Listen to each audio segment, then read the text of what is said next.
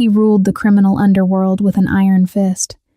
But when his ex-girlfriend walked onto his private jet with 3 children, he fainted, because they all had his face.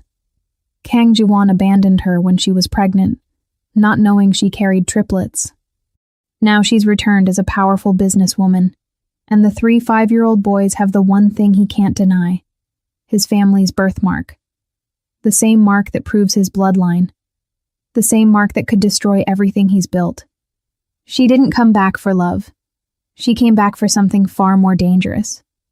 And when his fiancée sees those children, this plane is about to become a battlefield at 30,000 feet. What happens next? You've never seen a mafia story like this. Hit subscribe. We're telling stories you won't find anywhere else. Let's begin. The champagne tasted like victory. Kang Ji-won didn't drink often. Control was currency in his world, and he spent it carefully. But today was different. Today he was 30,000 feet above the chaos he ruled, flying toward a future he'd designed with surgical precision. His fiancée, Isabella Chen, sat across from him in the private jet's cream leather seats, her diamond engagement ring catching the afternoon light like a small contained star. She was perfect. Daughter of a shipping magnate, educated in Switzerland, beautiful in the calculated way that powerful men appreciated, polished, poised, never a hair out of place. Their marriage would unite 2 empires. His underground kingdom of shadows and influence would merge with her family's legitimate billions. It was strategy. It was smart. It was completely loveless, and they both knew it. To us, Isabella said, raising her glass. Her smile was practiced, professional. To the merger.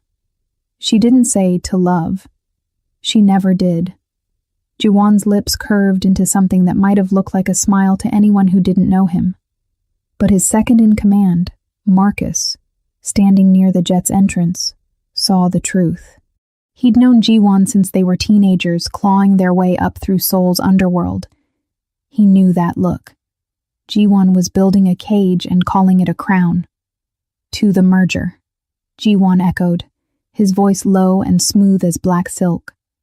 The jet hummed beneath them, a mechanical heartbeat carrying them forward. Outside the windows, clouds stretched endlessly, white, pure, untouched. Nothing like the world Ji-won inhabited.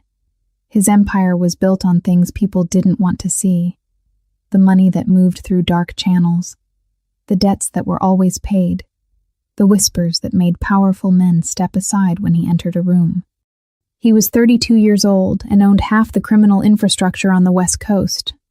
Judges, politicians, corporation heads, they all owed him something.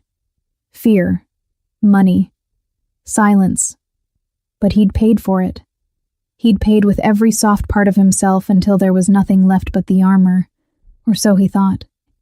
The pilot's voice crackled through the cabin speaker. Mr. Kang, we have a last-minute boarding request. VIP passenger with 3 minors. Your assistant approved it. Ji-won's jaw tightened. He didn't like surprises.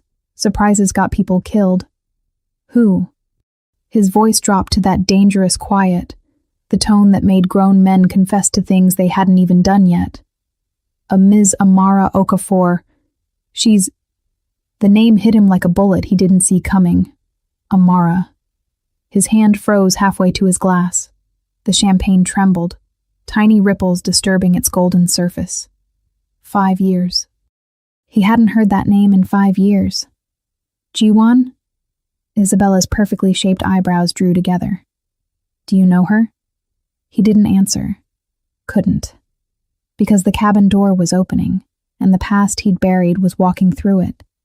She appeared like a vision, like something his mind had conjured from guilt and memory. But she was real. Devastatingly, impossibly real. Amara Okafor. She'd changed. God, she'd changed. Gone was the bright-eyed graduate student he'd met at a university charity gala. The woman who'd laughed at his dark jokes and seen past the reputation to something he'd forgotten existed inside himself. This woman wore a tailored black suit that probably cost more than most people's cars. Her natural hair was styled in an elegant crown of locks wrapped into an intricate updo. Diamond studs glinted at her ears. She moved with the confidence of someone who'd learned to navigate rooms full of sharks and come out unbitten. She was stunning.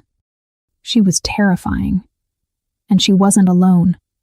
Behind her, 3 small boys filed into the cabin, each holding the hand of a professional nanny. They were maybe 5 years old, dressed in matching navy suits that made them look like tiny businessmen. Their skin was a beautiful brown, a shade lighter than their mother's deep mahogany, but their faces, Ji-won's vision tunneled. Their faces were his, not similar, not reminiscent, identical. The same sharp jawline that would break hearts when they grew up. The same intense dark eyes that had stared back at him from mirrors his entire life. The same way of tilting their heads when they looked at something new, curious and cautious at once. And there, on the smallest one's neck, just visible above his collar. No. The birthmark. A small, distinctive mark shaped like a scattered constellation. The Kang family birthmark. The genetic signature that had appeared on every male heir for 4 generations. Ji-won had it. His father had it. His grandfather had it. And now, 3 small boys he'd never met had it. The cabin tilted. Or maybe he did. Ji-won? Isabella's voice came from very far away. He tried to breathe. Couldn't. His chest was caving in, his lungs forgetting their function. Math did itself in his head without permission. 5 years since he'd walked away. 5-year-old children. 9 months of pregnancy. Oh God. Ji-won. Marcus moved toward him, but it was too late. The crime lord who'd stared down federal prosecutors and rival syndicate heads without flinching, the man who'd never shown weakness in 15 years of building his empire. He collapsed. The last thing he saw before darkness claimed him was Amara's face. Her expression wasn't shocked, wasn't sympathetic. It was something far colder. It was satisfaction. She'd wanted him to see, wanted him to know, wanted him to break. And as consciousness slipped away, Ji-won realized with crystal clarity. She'd just declared war, and he'd already lost the first battle. Ji-won woke to the smell of expensive leather and the distant hum of jet engines. His head throbbed. His chest felt like someone had reached inside and rearranged his organs. For a moment, he forgot where he was. Then he remembered. The children. His eyes snapped open. He was lying on the jet's sofa in the back cabin, Marcus hovering over him with a glass of water and an expression that managed to be both concerned and deeply, professionally neutral. Boss. Marcus's voice was carefully measured. You've been out for 4 minutes. Blood pressure dropped. You need to... Where is she? Ji-won's voice came out raw. Forward cabin. With the children and the nanny. Isabella moved to the conference section. She's making calls. Marcus paused. She's not happy. Ji-won sat up too fast. The cabin swam, then steadied. I don't care about Isabella right now. Boss, I don't. He stood, his legs unsteady but functional. Those children, Marcus. I know. They have the... I know. Marcus's face was grim. I saw it. The youngest one. The birthmark. They stared at each other. Marcus had been there 5 years ago when Ji-won had come back from that last night with Amara, had watched him drink himself into oblivion, and then systematically erase her from his life. Cut contact. Blocked numbers. Threw himself into the family business until there was nothing left but the empire and the emptiness. Ji-won had told himself it was necessary. He was being groomed to take over his father's criminal network. There was no room for soft things, no space for a woman who made him want to be someone different, someone better. So he'd walked away. He'd never asked if there would be consequences. I need to talk to her. Ji-won's voice was steadier now, the armor sliding back into place. Alone. I'll handle Isabella. He straightened his shirt, ran a hand through his dark hair. When he looked at Marcus again, he was almost himself. Almost the crime lord. Almost the man who didn't break. Almost. Marcus stepped aside. Jiwon walked through the jet like a man approaching his own execution. Each step felt too heavy, too loud. The distance between cabins was maybe 20 feet. It felt like 20 miles. She was sitting in one of the window seats, looking out at the clouds with an expression he couldn't read. The 3 boys were scattered around the cabin, one watching a tablet with headphones on, one drawing in a notebook, one simply staring at nothing with those eyes that were mirrors of Jiwon's own. The nanny, a middle-aged Filipino woman with kind eyes and a professional demeanor, stood as Jiwon entered. She glanced at Amara, who gave a small nod. "Take them to the back lounge," Amara said softly. "Put on the movie, the one with the dragons." "Yes, Ms. Okafor." The nanny efficiently gathered the boys. They went without complaint, well-trained or perhaps just accustomed to their mother's instructions being followed. As the smallest one passed Jiwon, he looked up. Their eyes met. Jiwon's heart stopped for the second time that day. The boy smiled. Small. Tentative. Then he was gone, following his brothers and the nanny through to the aft cabin. The door closed with a quiet click, and suddenly, there was nothing between Jiwon and the woman he'd destroyed. Amara. His voice cracked on her name. She turned to look at him then. Her face was beautiful and terrible. There were no tears, no anger in her expression, just a cold, crystalline calm that was somehow worse than rage. Jiwon. She said his name like it was a word in a foreign language she'd learned but didn't particularly like.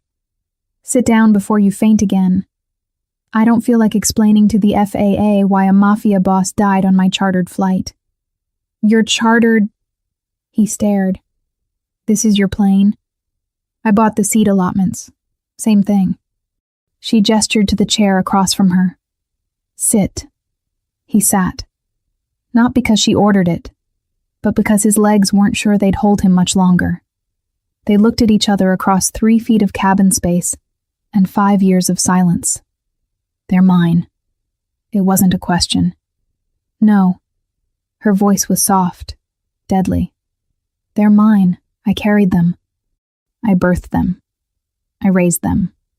I paid for their doctors, their clothes, their education. I held them when they were sick. I taught them to walk, to talk, to be good humans despite having your DNA. Each word was a knife, precise and purposeful. You walked away, Jiwon. You told me you couldn't do this." She waved a hand between them. "Because you had responsibilities, an empire to inherit, a world that wouldn't understand. You said I deserved better than what you could give me. I did. You lied." Her voice didn't rise. That was worse. "You were a coward. You loved me and you couldn't handle it. So you ran. Sent me one text message. 'I'm sorry. This is over. Don't contact me again.' Then you blocked my number." Jiwon remembered that night. Remembered typing those words with shaking hands. Remembered pressing send and then immediately throwing his phone across the room. "I tried to tell you." Her voice was still so quiet, so controlled. "I tried for 3 weeks, called from different numbers, sent emails. I even showed up at your office building. Your security threw me out." "What?" His blood went cold. "Oh, you didn't know?" She smiled, but there was no warmth in it.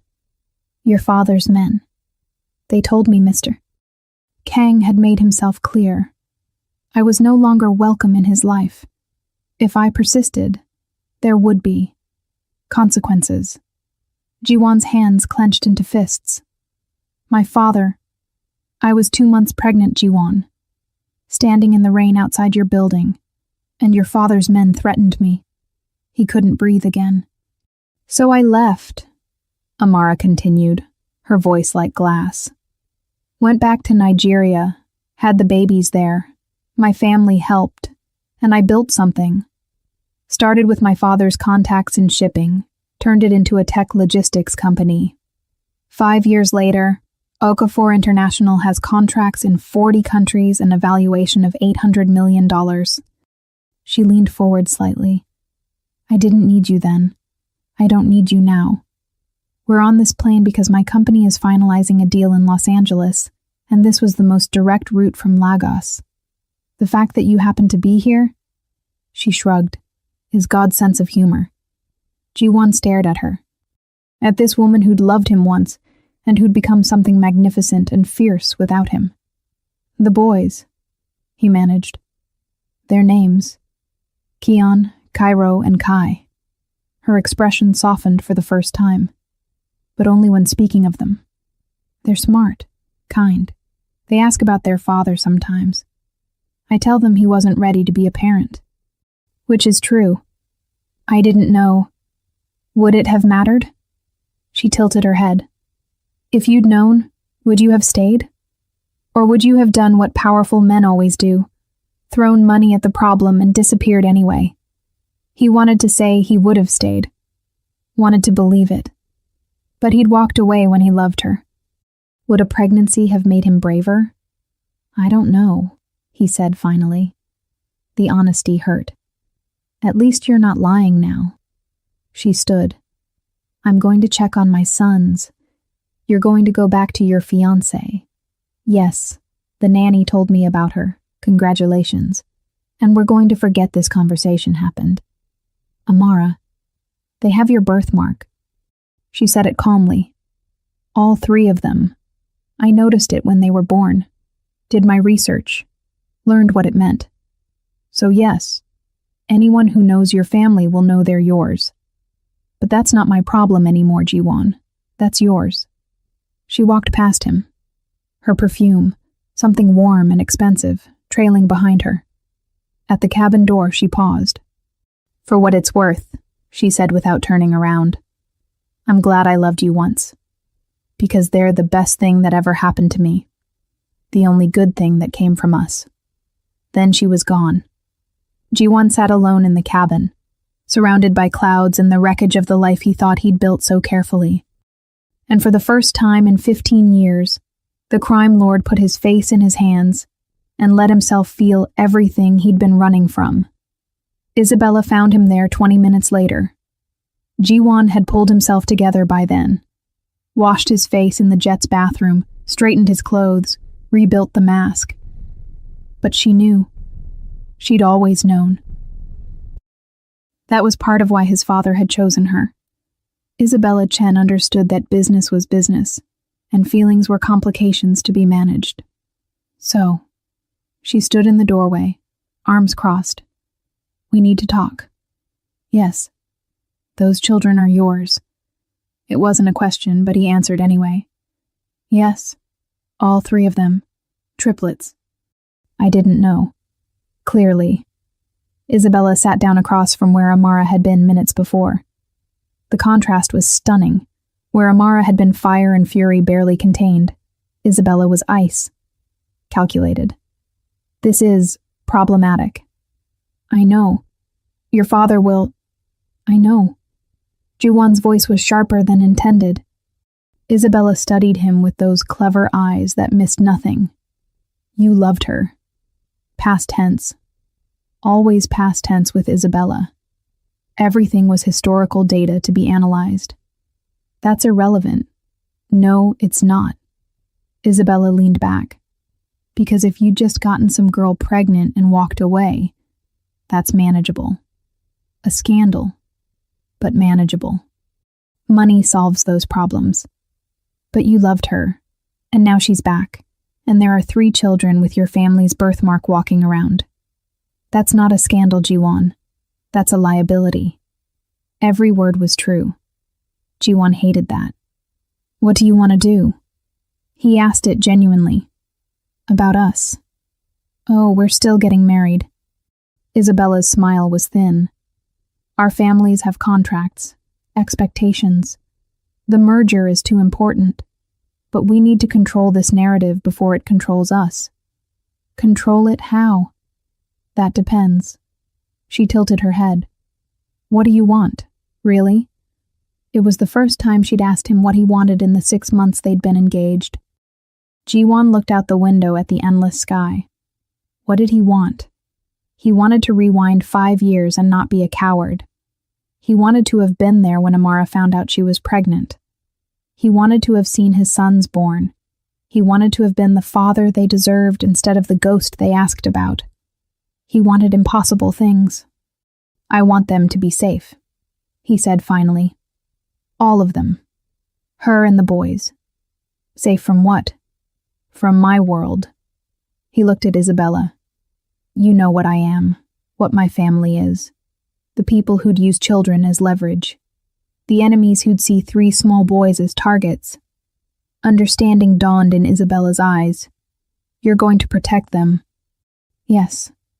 Even though she clearly wants nothing to do with you. Especially because of that. Jiwon's voice was steel now. She built a life without me.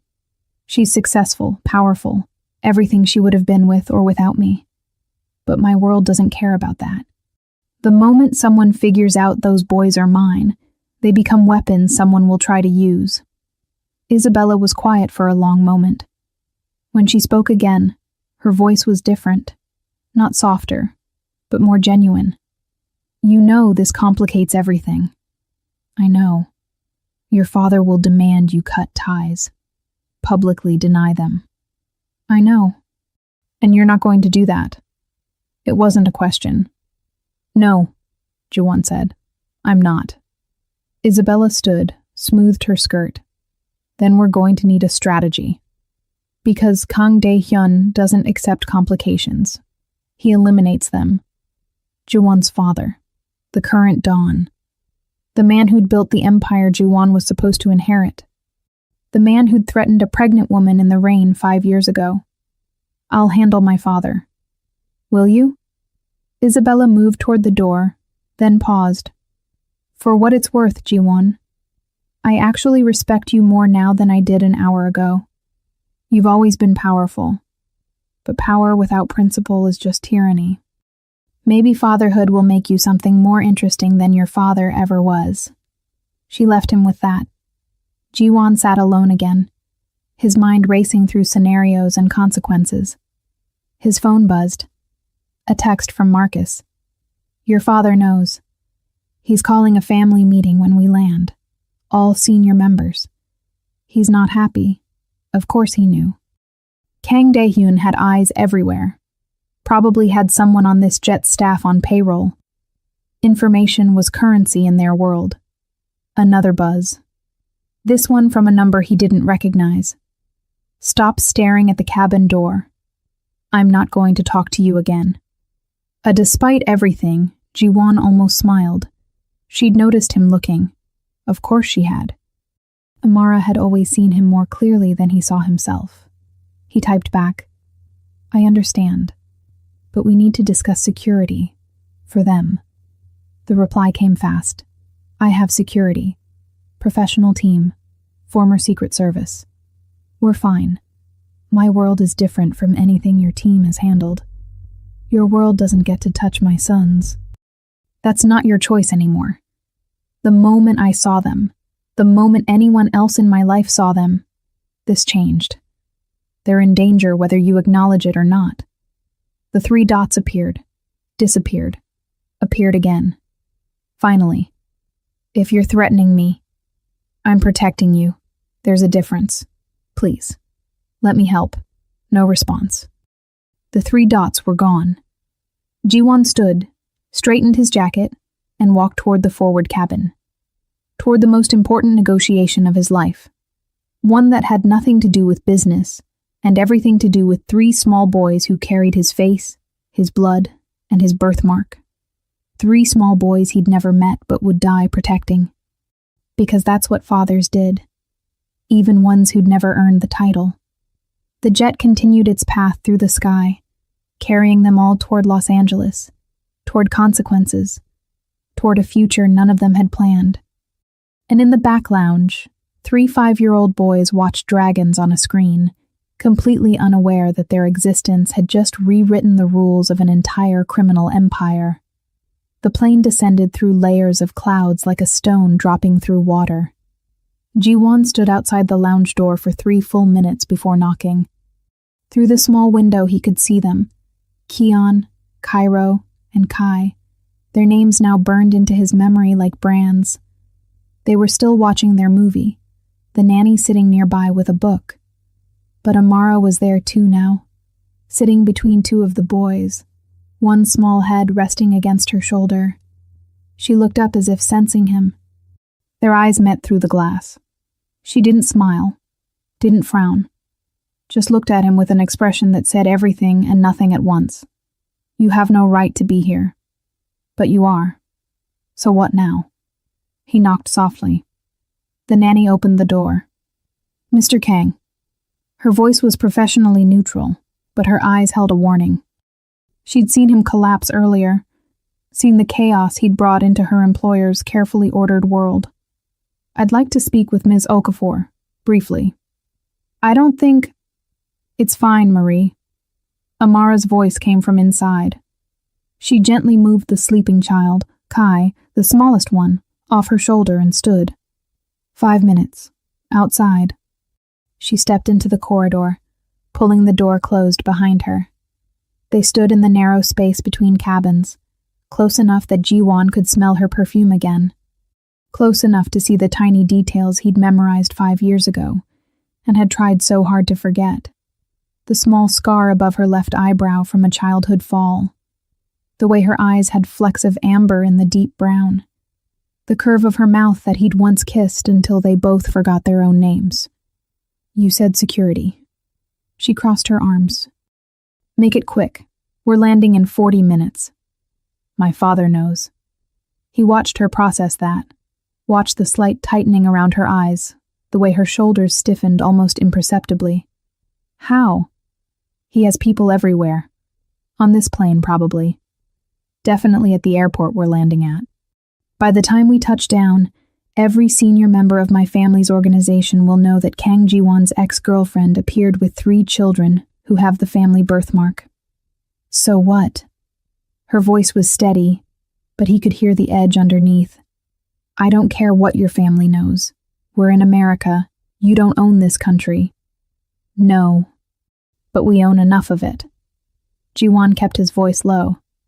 Amara, I need you to understand something.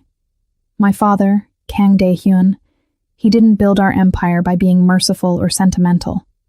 When I told him about you 5 years ago, do you know what he said? She waited.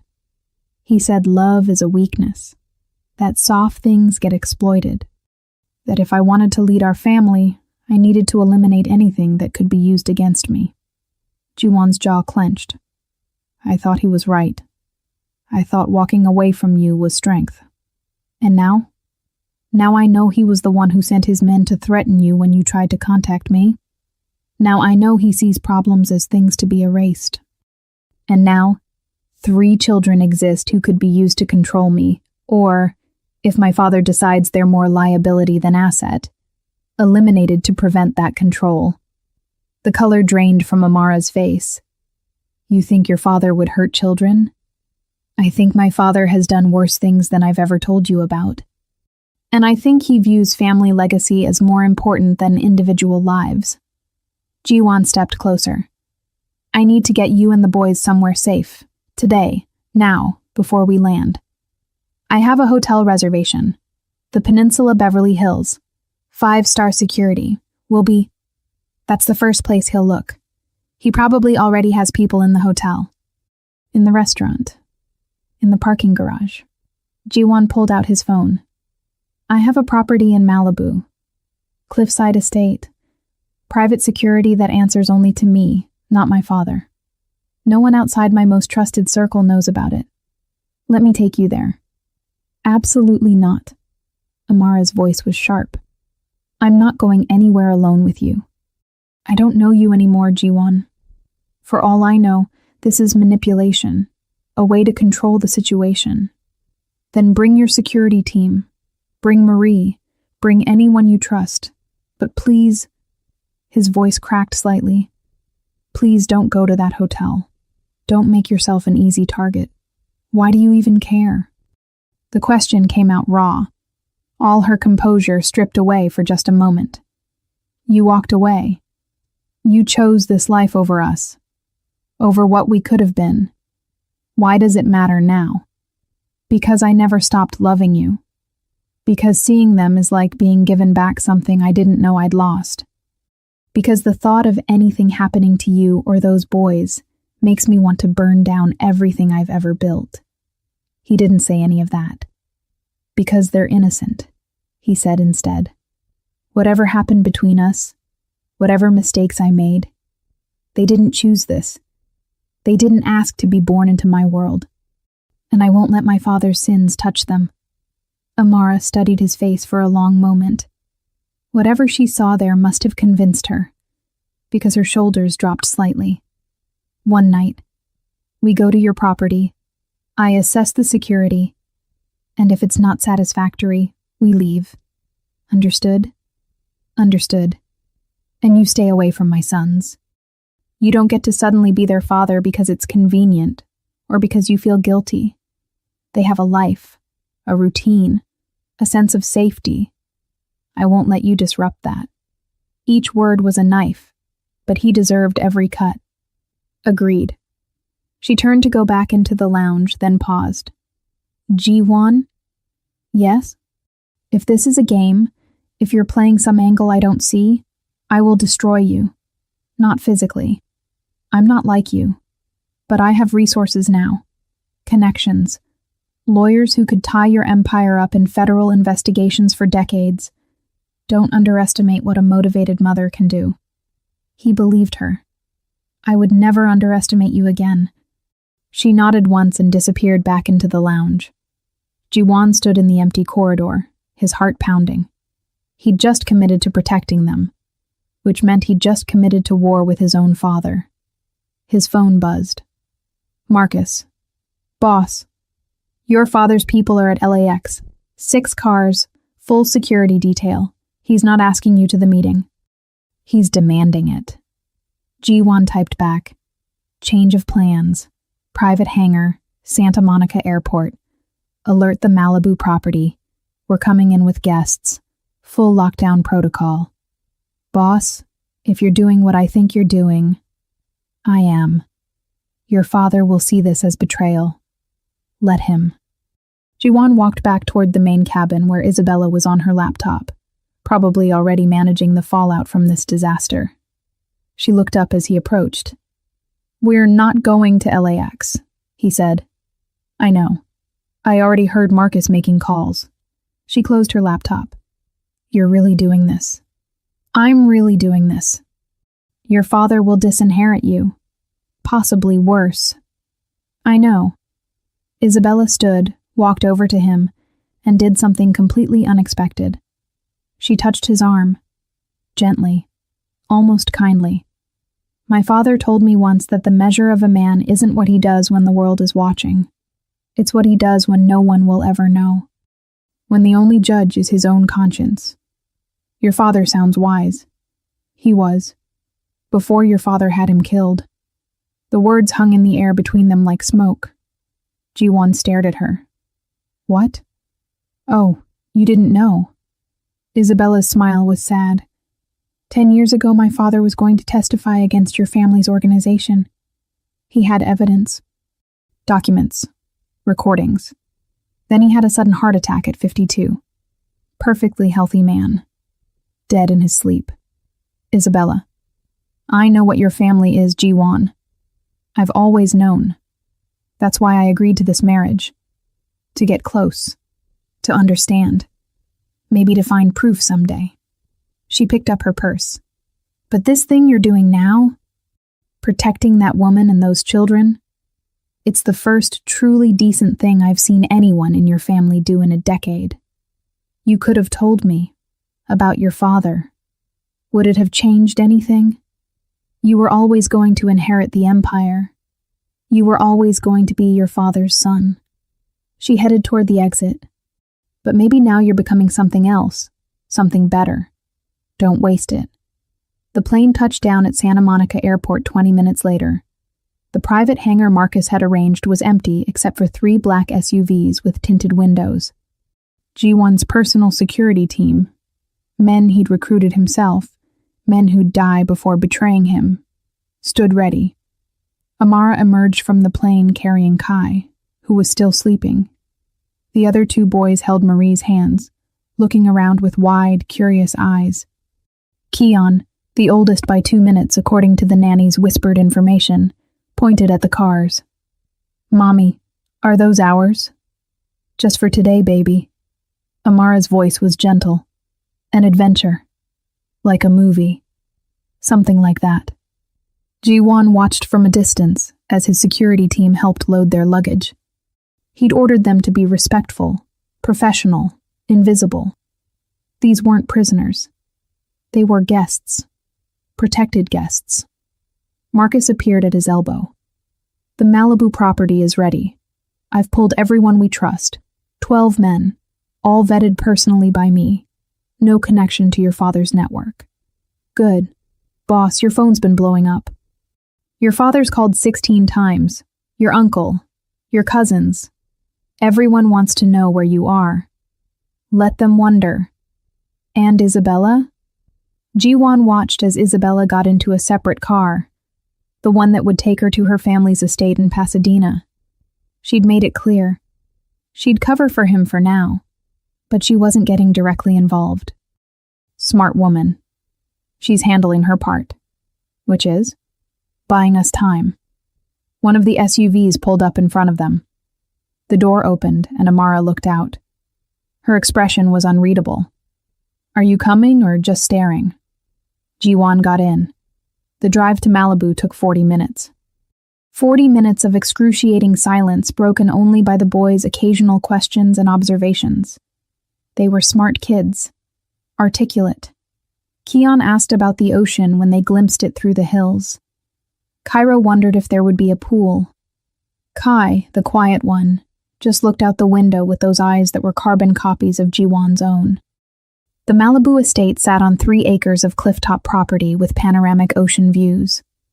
Ji-won had bought it 2 years ago as a retreat, somewhere his father didn't know about, somewhere the empire couldn't reach.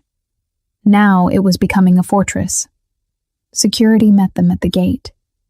The house itself was modern glass and stone, all clean lines and open space. The boy's eyes went wide.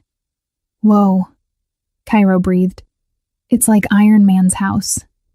Despite everything, Ji-won almost smiled.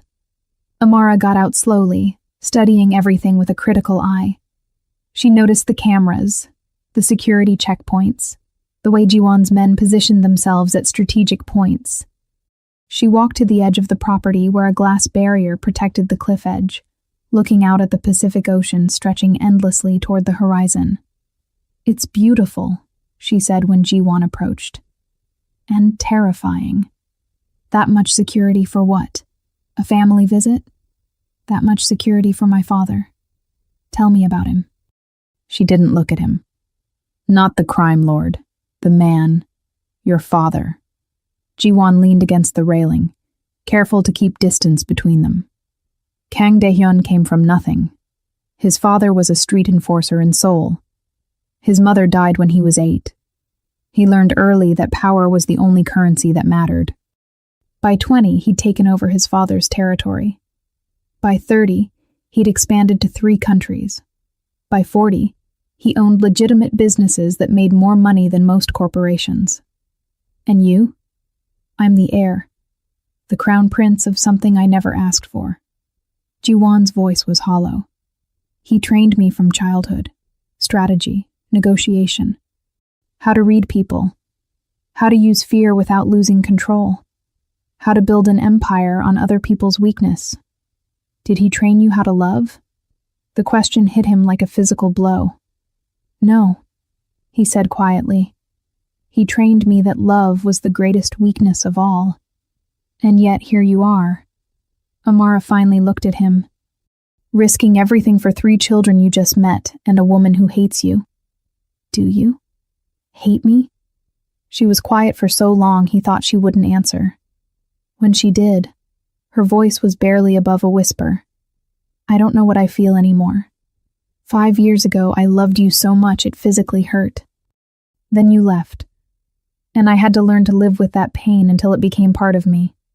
Then the boys came, and they saved me, gave me purpose, made me stronger than I ever thought I could be. She turned to face him fully. So no, I don't hate you. I don't feel anything toward you at all. You're just a biological fact. A genetic contributor. The boys deserve to know where they came from, but that doesn't mean you get to be their father. I understand. Do you? Her eyes flashed. Do you understand what it's like to be pregnant and alone? To give birth to 3 babies by yourself, because the man you loved chose power over you? To watch them grow and see his face every single day in theirs? No. Juwon's voice broke. I don't. And I can't fix that. I can't go back. All I can do is make sure that from this moment forward, they're safe. That you're safe. Why? The question was anguished. Why now? Why not 5 years ago when I needed you? Because 5 years ago, I was a coward. I thought strength meant having no weaknesses. I thought love made you vulnerable. He looked out at the ocean. I was wrong. About everything. Before Amara could respond, Marie appeared at the glass door. Ms. Okafor, the boys are asking for you. They want to see their rooms. Amara wiped her eyes quickly.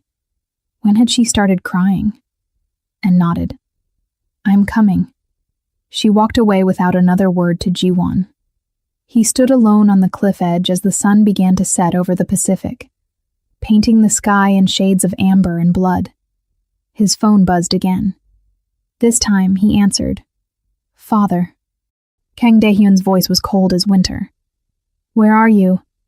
Handling a personal matter. Personal? You embarrass me in front of the entire organization. You disappear. You ignore my calls. This is not how the heir to our empire behaves. The empire can wait. Silence. Then, I see. The woman and the bastards. Jiwon's hand clenched around the phone so hard the screen cracked. They are my children. Your grandsons. And you will not call them that again. You were always too soft, Jiwon. I thought I'd trained it out of you. Clearly I was mistaken. Kang Daehyun's voice dropped to something darker. You have 24 hours to bring yourself to the compound, alone. We will discuss your situation and decide on appropriate action. And if I refuse, then you are no longer my son, no longer heir. You will be removed from the organization with all the ceremony such an occasion requires, which meant a bullet, or worse. I'll be there, Jiwon said, but they stay protected, non-negotiable. Everything is negotiable, boy. You'll learn that, one way or another. The line went dead. Jiwon stood there as darkness fell over the ocean, knowing that tomorrow he would walk into his father's compound and potentially never walk out.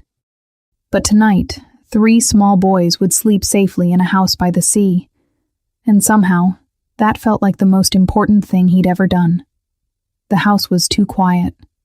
It was past midnight, and Jiwon sat in the study overlooking the ocean, nursing a glass of whiskey he hadn't actually drunk. His mind kept running scenarios, calculating odds, preparing for tomorrow's meeting with his father like it was a military operation. Because that's what it was. He'd called his lawyer, updated his will, made sure that if something happened to him, certain accounts would transfer to Amara. Not because she needed the money, she'd made that abundantly clear, but because his father couldn't be allowed to control everything if Jiwon was gone. Marcus had tried to talk him out of going alone. Boss, it's a trap. You know it's a trap. Of course it's a trap. But if I don't go, he'll come here. And I won't risk that. Now Marcus was sleeping in the guest house with the other security team members, rotating watches through the night. The house itself was dark except for Jiwon's study and a light flickered on upstairs. Jiwon stood, moving quietly through the house. His hand instinctively went to the gun he kept in his shoulder holster. Old habits. Even in his own safe house, he was always armed. The light was coming from one of the children's bedrooms. He approached carefully, stopping at the doorway. Inside, Amara sat on the edge of a small bed where Kai, the youngest, the quiet one, lay staring at the ceiling. She was stroking his hair, humming something soft and melodic. A Nigerian lullaby, maybe. Something from her childhood. "Can't sleep, baby?" Her voice was so gentle it physically hurt Jiwon to hear it. "I had a dream." Kai's voice was small, uncertain. "About the man on the plane, the one who looked at us." Jiwon's breath caught. "What about him?" Amara kept her voice calm, but Jiwon could see her back stiffen. He was sad. Really, really sad. Like when Keon broke his favorite toy, but bigger. Grown-up sad. "Why do you think he was sad?" "I don't know." Kai rolled over to look at his mother. "Mommy, do you know him?" Amara was quiet for a long moment. "I did. Once. A long time ago." "Were you friends?" "Something like that." "Can we be friends with him too?" "Oh, baby." Amara's voice cracked slightly. "It's complicated. Is he the reason we never had a daddy? Auntie Grace's kids have a daddy who takes them to soccer. Keon wants to play soccer." Jiwon closed his eyes. The casual innocence of the question was devastating. "Some families are different," Amara said carefully. "Some kids have 2 parents. Some have 1. Some have grandparents or aunts or uncles raising them. What matters is being loved. And you 3 are so loved. But don't you get tired, Mommy? Taking care of 3 of us all by yourself? Never. You 3 are the best thing that ever happened to me. Even though we're a lot of work. Especially because you're a lot of work." She kissed his forehead. "Now sleep. Tomorrow we're going to explore this big house and maybe swim in that fancy pool. Deal?" "Deal." Amara stood, tucking the blanket around Kai more securely. She turned toward the door and froze when she saw Jiwon standing there in the shadows. Their eyes met. He expected anger. Accusations of eavesdropping. Instead, she just looked tired. So incredibly tired. She walked past him into the hallway, pulling the door mostly closed. "How much did you hear?" "Enough." "Then you know. They ask about you. Not you specifically. They don't know you're their father. But they ask about the concept, the missing piece in their lives." She leaned against the wall. "I've tried to be enough. Mother and father both. But sometimes I see Keon watching other kids with their dads at school pickup, and I can see him wondering what he did wrong to not have that. He didn't do anything wrong. I know that. You know that. But try explaining that to a 5-year-old who sees his friends getting picked up for father-son baseball games while he waits for his mom." She looked at him. "This is why I didn't want to find you. Didn't want you in their lives. Because it's easier to miss something you never had than to have it and lose it. You think I'll leave again. Won't you?" Her voice was sharp. "When this crisis with your father is over, when we're no longer convenient victims for you to save, what then? You'll go back to your empire and your fiancée and your life. And my boys will have met their father and lost him. Again. That's not. Isn't it? You said yourself you're meeting with your father tomorrow. You're walking into something dangerous. What if you don't come back? What do I tell them then?" Her voice rose slightly. "What do I tell 3 small boys who are just beginning to understand that the sad man from the airplane is their father, and now he's gone? How do I protect them from that grief?" "Amara." "No." She held up a hand. "You don't get to make promises you can't keep. Not to me, and definitely not to them. So here's what's going to happen. Tomorrow, you're going to go deal with your father. And we're going to stay here with your security team. And when it's safe, When your father is handled or neutralized or whatever it is criminals do to each other, we're leaving. Back to Nigeria. Back to our life. What if I want to be part of that life? The question hung between them like a living thing. Amara's eyes filled with tears, but she didn't let them fall. You gave up that right 5 years ago when you sent that text message and blocked my number. You don't get to decide you want to be a father now because it's convenient or because you feel guilty. It's not guilt. Jiwon stepped closer. When I saw them on that plane, when I saw Kai's birthmark and realized what it meant, it wasn't guilt I felt. It was recognition. Like I'd been missing 3 pieces of myself and didn't know it until they were standing right in front of me. That's biology, DNA, not fatherhood. Then teach me. His voice was raw. Teach me how to be what they need. I know I don't deserve the chance. I know I threw away any right to ask, but they deserve better than a ghost. They deserve someone who won't break their hearts. Amara wiped her eyes angrily. Can you promise me that? Can you stand here and swear that you won't let your empire, your father, your duty destroy what we'd build? Because I can't watch you break them the way you broke me. Jiwon opened his mouth to answer, but no sound came out. Because she was right. He couldn't promise that. His world was violence and consequences. His father was a monster who eliminated obstacles. Even if Jiwon survived tomorrow, even if he somehow took control of the organization from Kang De-hyun, would his life ever be safe enough for children? That's what I thought, Amara said softly. You can't promise, so don't. Don't make them love you if you can't stay. She walked away, disappearing into the room where the other 2 boys slept. Jiwon stood alone in the hallway of his safe house, surrounded by security and weapons and all the tools of his empire. And he'd never felt more powerless in his life. The next morning came too quickly. Jiwon woke at dawn. He'd barely slept, just grabbed 3 hours on the study couch. When he emerged, the house was already alive with activity.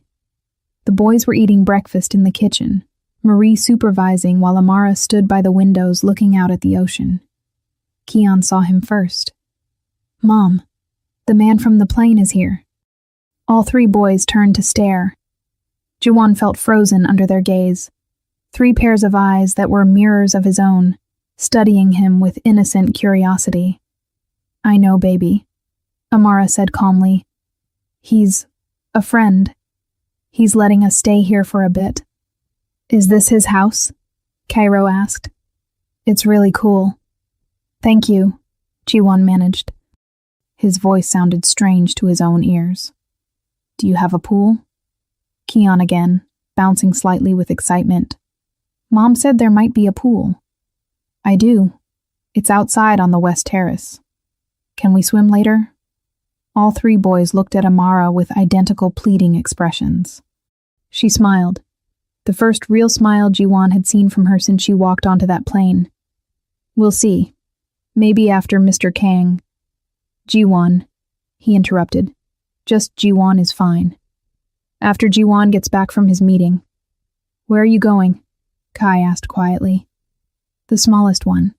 Always watching, always listening. To see my father, Jiwon said honestly. Is he nice? The question was so innocent it physically hurt. He's complicated, Jiwon settled on. Our mommy's not complicated, Kian announced. She's the best. She makes us laugh and helps with homework and reads 3 different bedtime stories even when she's tired. She sounds amazing, Jiwon said, looking at Amara. You're very lucky. We know, Cairo said seriously. We tell her all the time. Marcus appeared in the kitchen doorway. Boss, we need to leave in 15 if you're going to make the meeting. Jiwon nodded. He started to leave, then turned back. Amara, can I speak with you? Privately. She hesitated, then followed him into the study. He closed the door behind them. If something happens, don't. Listen to me. He grabbed her hands. She tried to pull away, but he held on. If something happens, Marcus has instructions. This house transfers to you. There are accounts set up in the boys' names. Trusts that my father can't touch. And there's a lawyer, Rebecca Chen, no relation to Isabella, who has a full file on my father's organization. Everything. Financial records, criminal activities, names of corrupt officials. If I don't come back, she goes to the FBI.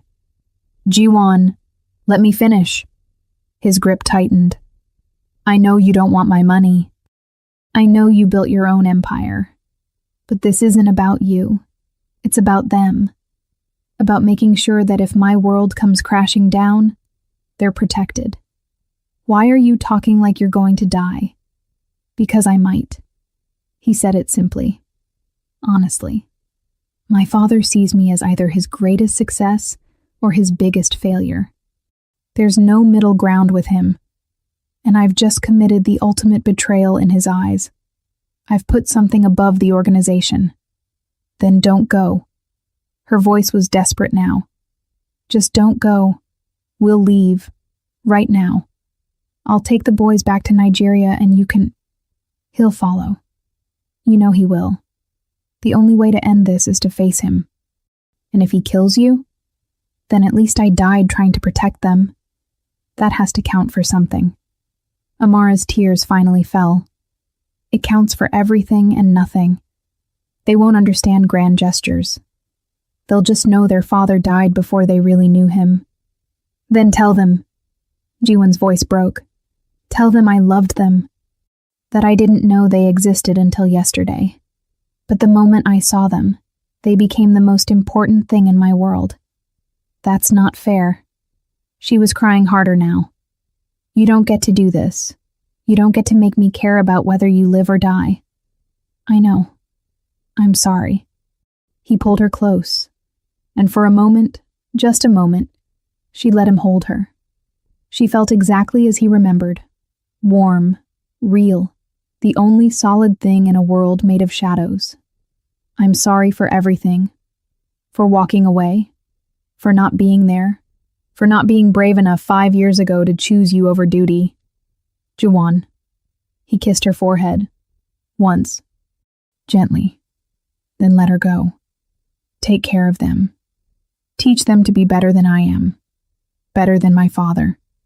Better than this whole corrupt empire. Come back, she whispered. Just come back. He wanted to promise. Wanted to swear he'd walk out of that meeting and back into this house. But he'd promised enough things he couldn't guarantee. Instead, he just nodded and walked out. Marcus was waiting by the car. Boss, Security Team Alpha is ready. We've got a route planned with 3 alternative options depending on... No, Ji-won said. No security team. Boss. He said alone. If I show up with an army, he'll know I'm planning something. I need him to think I'm compliant, obedient. That's suicide. Maybe. Ji-won got into the back of the car. Or maybe it's the only play I have left. Drive. They drove in silence through Malibu, then onto the Pacific Coast Highway heading north. The ocean was gray today, clouds hanging low and heavy. Appropriate weather for a funeral, Ji-won thought darkly. His father's compound was in the hills above Santa Barbara. 300 acres of vineyard-covered property that looked like a Tuscan villa, but functioned as the nerve center of the Kang family's entire operation. Ji-won had grown up there, had been trained there, had learned every lesson about power and violence in those stone buildings. Now he was driving back, possibly for the last time. The guards at the gate checked him through. More guards lined the driveway. By the time they reached the main house, Ji-won counted at least 40 armed men, all loyal to his father, all ready to kill on command. The front door opened before he could knock. His uncle, Kang Min-seok, stood there. Nephew, your father is waiting in the wine cellar. The wine cellar. Where business was discussed. Where problems were solved. Where people who betrayed the family were taken to be taught lessons. Ji-won followed his uncle down stone stairs that felt like descending into a tomb. The temperature dropped with each step. By the time they reached the bottom, his breath was visible. Kang Dae-hyun sat at a long table, a glass of wine in his hand. He was 62, but looked 50, maintaining his power through careful discipline. His hair was silver, his suit impeccable. He looked like a CEO, a philanthropist, not a crime lord who'd destroyed countless lives. Son. His father gestured to a chair. Sit. Ji-won sat. Wine? This is from our vineyard. 2015. Excellent year. I'm fine. Suit yourself. Kang Dae-hyun sipped his wine, studying Ji-won like a scientist examining a specimen. You've created quite a problem. I protected 3 children and their mother. You defied me. You ignored my summons. You disappeared with a woman who represents everything I warned you against. His father set down his glass with careful precision. Do you know what that looks like to the organization? I don't care what it looks like. You should. Kang Dae-hyun stood, walking slowly around the table. Power is about perception. If people perceive weakness, it becomes reality. If the heir to our empire can be controlled by a woman and some bastard children, don't. Ji-won's voice was steel. Don't call them that. Why not? It's what they are. Accidents, mistakes, complications that need to be resolved. They're your grandsons. Are they? His father leaned against the table. Or are they leverage? Think about it, Ji-won. The woman is wealthy now, successful. But everyone has pressure points. Everyone can be controlled. Your children, if they are yours, and will need DNA tests to confirm, they could be useful. Very useful indeed. Ice flooded Ji-won's veins. You want to use them. I want to turn a liability into an asset. That's what good leaders do. Kang Dae-hyun poured himself more wine. Here's what's going to happen. You're going to convince Ms. Okafor to sign custody over to you. Temporary, of course. Just enough to establish legal rights. Then the children will stay with us, under our protection. And she can visit whenever she likes, as long as she remains cooperative. You want to take them hostage. I want to secure our family's future. Don't be dramatic. Ji-won stood slowly. No. Excuse me? I said no. You're not touching them. You're not going near them. And if you try, I'll burn this entire empire to the ground. His father laughed. Actually laughed. With what? You have no power here. No allies I don't control. You're my son, Ji-won, but you're also just a man. And men break. Then break me. Ji-won walked toward the stairs. But you'll never get near those boys. Stop. Ji-won kept walking. Stop, or I'll have your woman picked up within the hour. Those children will be in my compound before sunset. Is that what you want? Ji-won stopped, turned. You wouldn't. Wouldn't I? I've done worse things for less reason. Kang Dae-hyun's smile was cold. Sit down, son. Let's discuss this rationally. Ji-won sat. Not because he was obedient, but because he was calculating, planning, buying time. His father had made a mistake. He'd revealed his hand, revealed what he wanted and how far he'd go to get it. And Ji-won finally understood what he had to do. You want the children, Ji-won said slowly. You want control of my relationship with them. You want leverage. I want security for our family. Then let's make a deal. His father's eyes narrowed. I'm listening. I take over the organization. Now, today, you step down. Retire to that villa in Italy you've always talked about. Live out your days in luxury. And in exchange, the children remain off limits. Forever. They grow up normal. Safe. Outside this world. You're not ready to lead. I've been ready since I was 25, and you know it. You've just been too afraid to let go. Ji-won leaned forward. But here's what you're missing, father. The world is changing. Our old methods don't work anymore. We need legitimacy. Legal fronts. Clean money.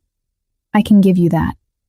I can transform this organization into something that lasts generations, but only if I do it my way. Kang Dae-hyun was quiet for a long moment. And the woman? She goes back to Nigeria with her sons, lives her life. We maintain a relationship with the children, supervised, limited, but present. They know who we are, but they're protected from what we do. You're asking me to walk away from everything I built. I'm asking you to trust that what you built will survive, will grow, but only if you let it evolve. His father studied him with those cold, calculating eyes. Then, slowly, he smiled. You've learned well.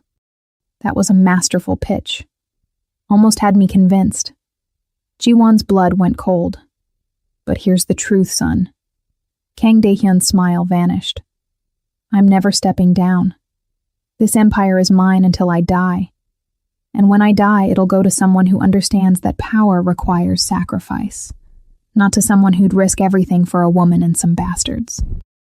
He pulled out his phone, made a call. Bring them in. The door opened, and Ji-won's world ended.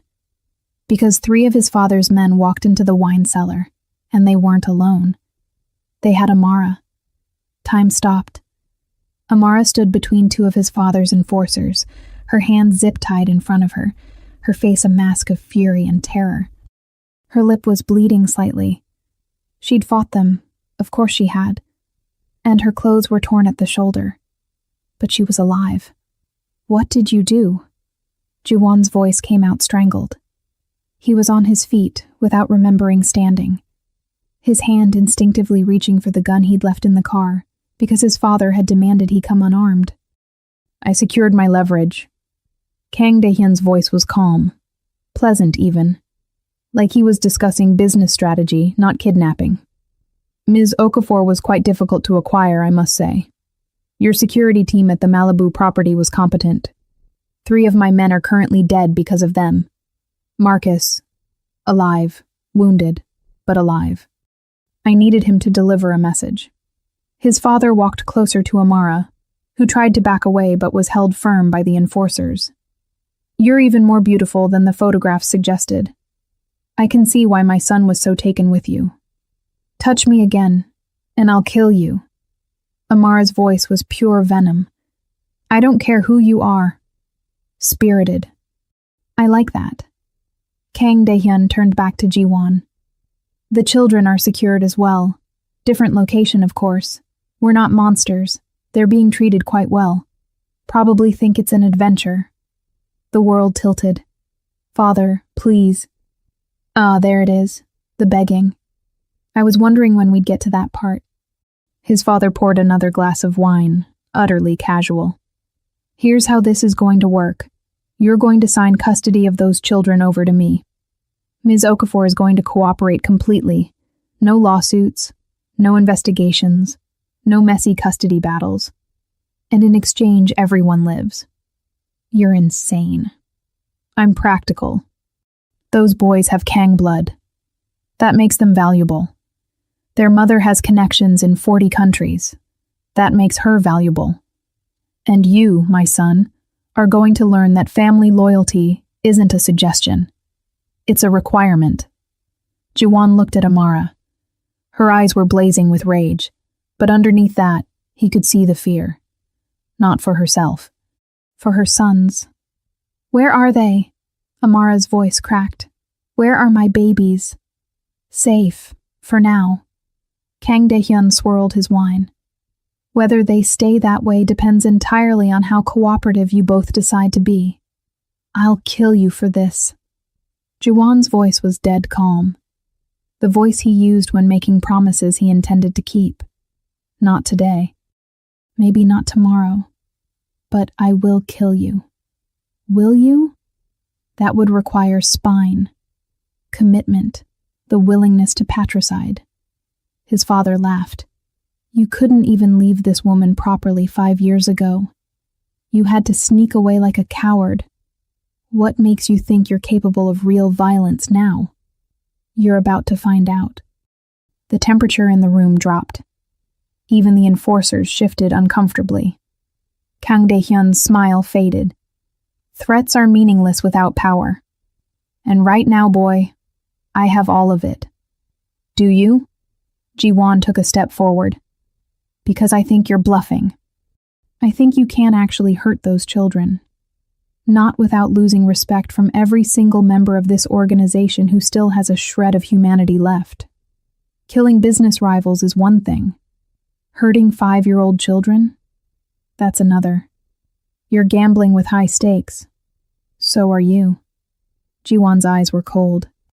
You think you've won because you have Amara, because you have the boys somewhere. But you've also just shown your entire hand. You're desperate. You're losing control of the organization and you know it. The younger members want change. The legitimate businesses are making more money than the criminal ones. And you're terrified that when I take over, I'll erase your legacy. His father's jaw clenched. Ji-won had hit something true. So, here's my counter-offer, Ji-won continued, his voice gaining strength. You let them go. All of them. Right now. And I'll stay.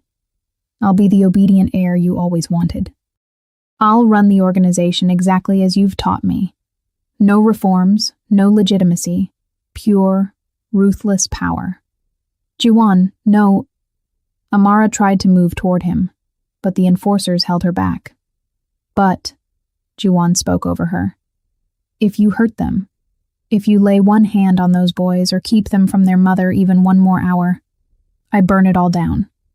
I call Rebecca Chen and have her release every file to the FBI. I testify. I name names.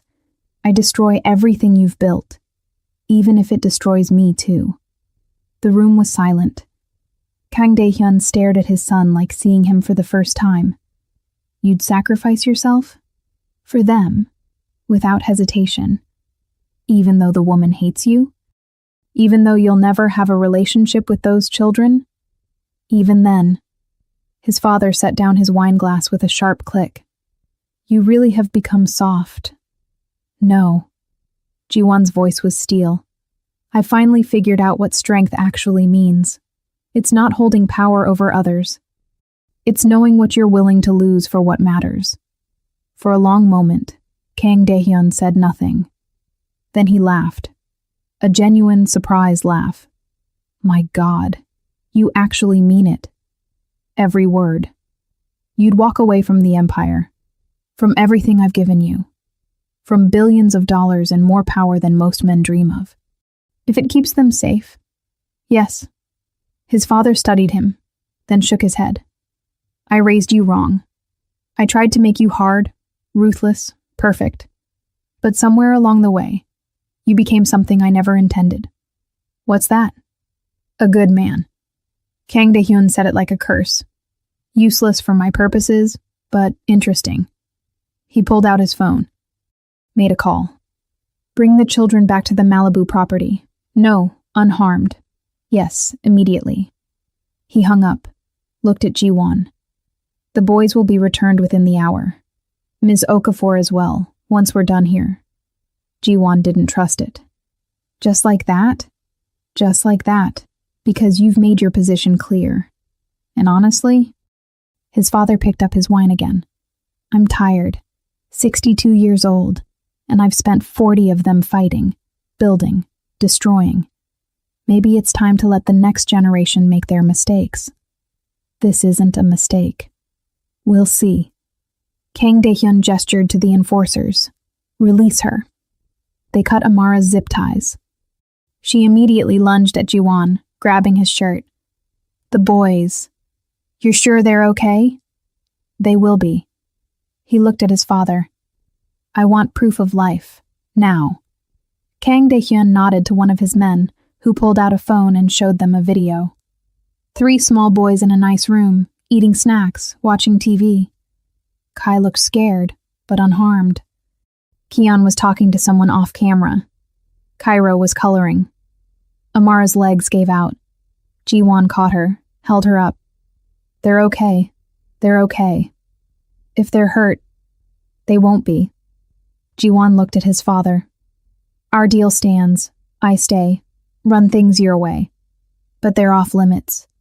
Forever. Agreed, with one condition. What condition? You do reform the organization. You do modernize it. You do everything you just threatened not to do. Kang Daehyun's smile was sad. Because you were right. The world is changing. Our old ways are dying.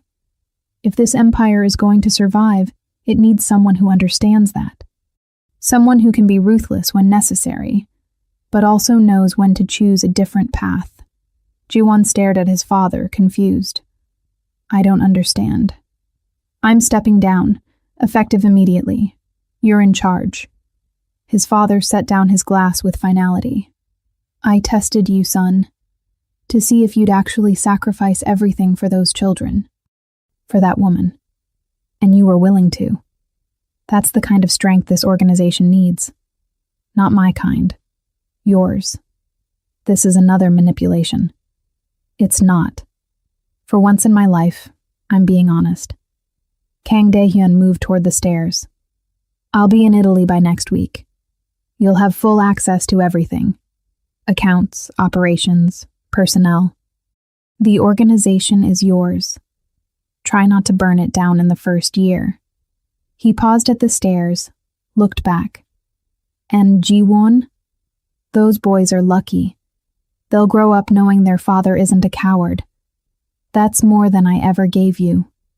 Then he was gone, leaving Ji-won and Amara alone in the wine cellar with two very confused enforcers. Boss? One of them ventured. What are our orders? Get out, Ji-won said quietly. And spread the word. Anyone who touches that woman or those children answers to me personally. They practically ran up the stairs. Amara was shaking. Ji-won was still holding her up, and now she turned into him, pressing her face against his chest.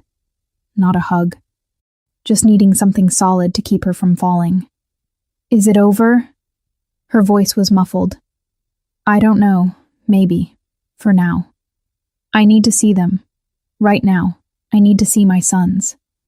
We'll go. Marcus is probably already bringing them back to the house. She pulled back, looked up at him. Her eyes were red, her makeup smeared, her lips still bleeding. She looked like she'd been through a war. You were going to give up everything, for us. Yes. Why? Because... Ji-won's voice caught. Because 5 years ago I made the wrong choice. I chose duty over love, power over happiness, and it's haunted me every day since. I wasn't going to make the same mistake twice. Even if we never forgave you? Even if you never got to be their father? Even then, some things are more important than what I want. Amara studied his face for a long moment. Then, impossibly, she smiled. Small, sad, but real. You really did become someone different. I had good motivation. He gently touched the cut on her lip. We need to get you checked out. Make sure... I'm fine.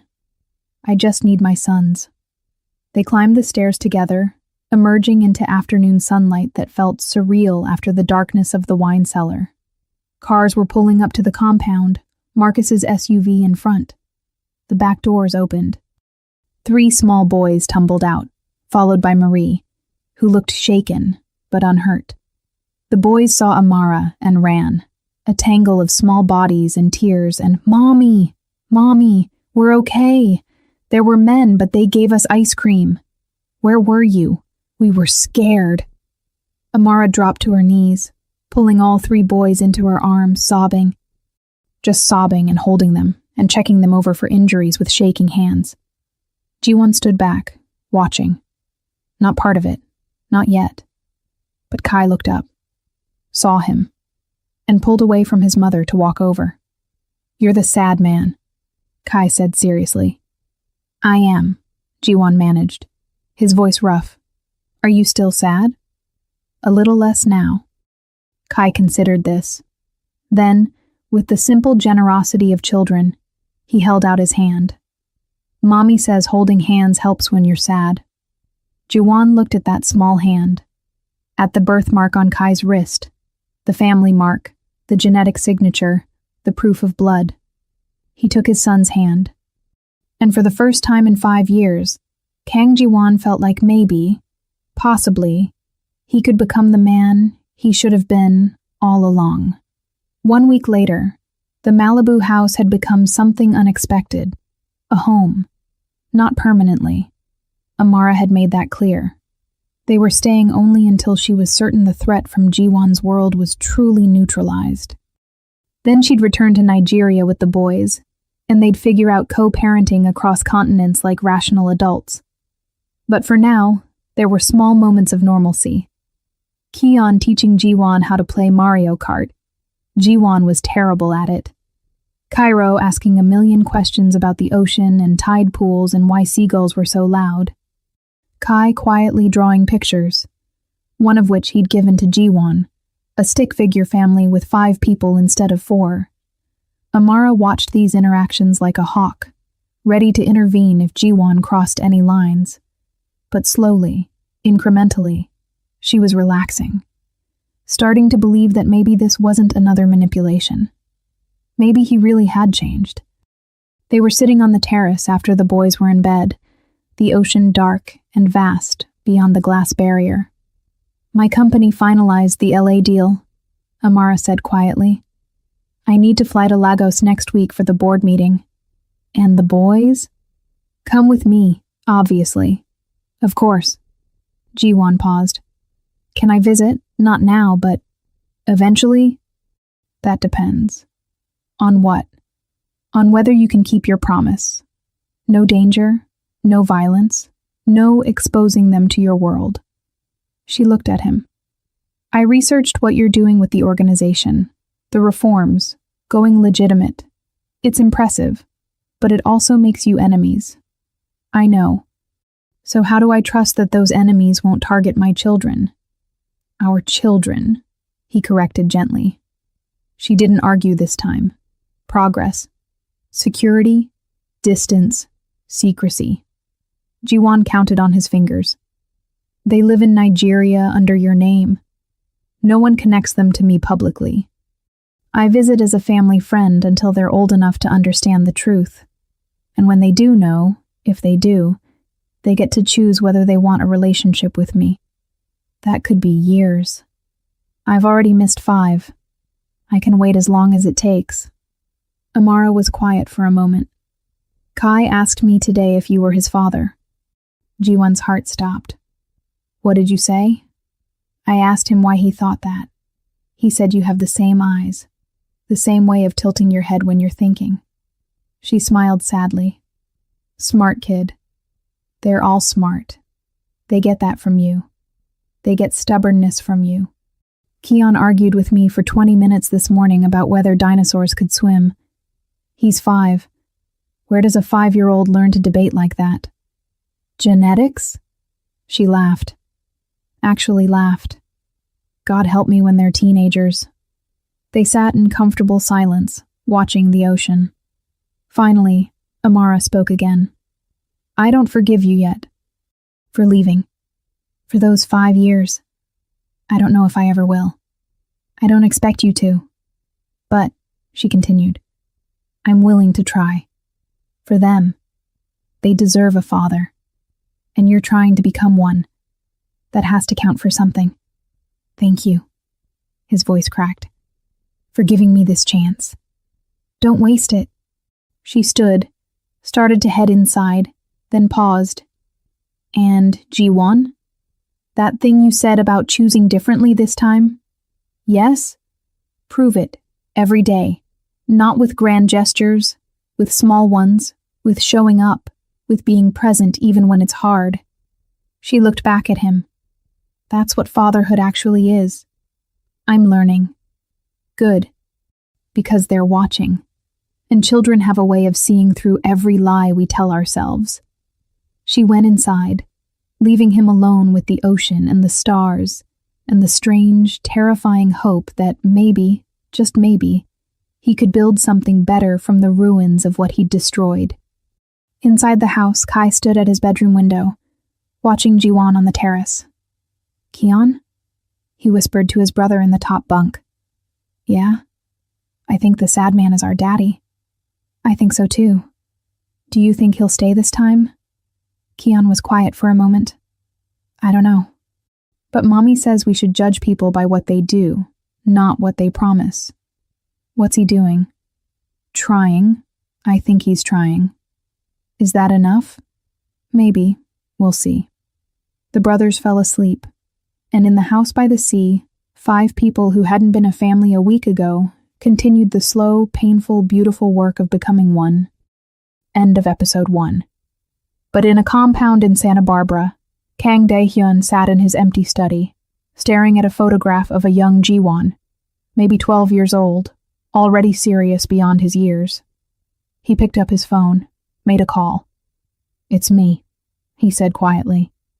Yes, I stepped down. No, he doesn't suspect. Begin phase 2. And remember, my son cannot know I'm still involved. Let him believe he's won. Let him think he's free. Yes, sir. And the woman? Leverage. Always leverage. She loves those children more than anything.